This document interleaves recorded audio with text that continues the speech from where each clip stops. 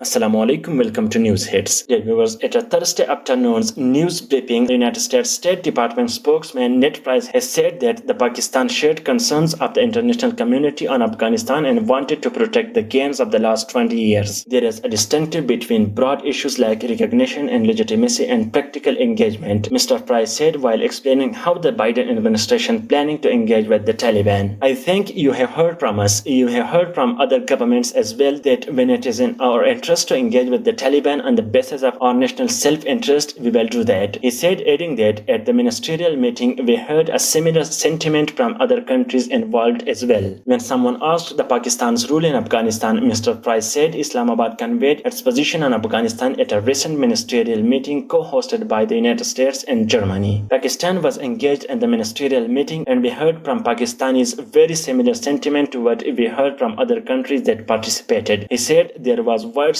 agreement, including from our Pakistani partners, that the gains of the last 20 years should not be squandered. There was the United States Secretary of State Antony Blinken and the German Foreign Minister Heiko Maas co-hosted the ministerial meeting on Afghanistan on Wednesday. Both Pakistan and India participated in the meeting along with a dozen other countries and international groups like European Union, NATO and the United Nations as well. The Secretary of State Antony Blinken used his speech to urge unity in mitigating a potential humanitarian crisis and holding the Taliban accountable on counter-terrorism, safe passage for foreign and Afghan citizens, and on forming an inclusive government that respects basic rights. He also said that the United States would continue to use economic, diplomatic, and political tools to support the rights of the Afghan people, especially women and girls, and to ensure that Afghanistan doesn't become a safe haven for terrorism. The participants, particularly Afghanistan's neighboring countries, agreed to do everything they can to protect a deterioration of humanitarian situation in Afghanistan. Mr. Price has said this is especially acutely held and felt by those countries bordering with Afghanistan, knowing that the humanitarian implication could be acute for those countries in the region. He also said that that's why the United States was reviewing its bilateral assistance to the government of Afghanistan and has continued to provide humanitarian assistance to the Afghanistan's people. Dear viewers, even in recent months, he said the United States has provided hundreds of millions of dollars of humanitarian aids to the people of Afghanistan. In June, the United States provided over $250 million to Afghanistan's people, which doubled to $500 million in July. Some of this is intended for internally displaced persons inside Afghanistan. Mr. Price has also said that it is an enduring commitment felt dearly not only by the United States but by the countries in the region and by the countries as well beyond. Dear viewers, if you want to watch more news updates from the whole world, please make sure to subscribe our channel.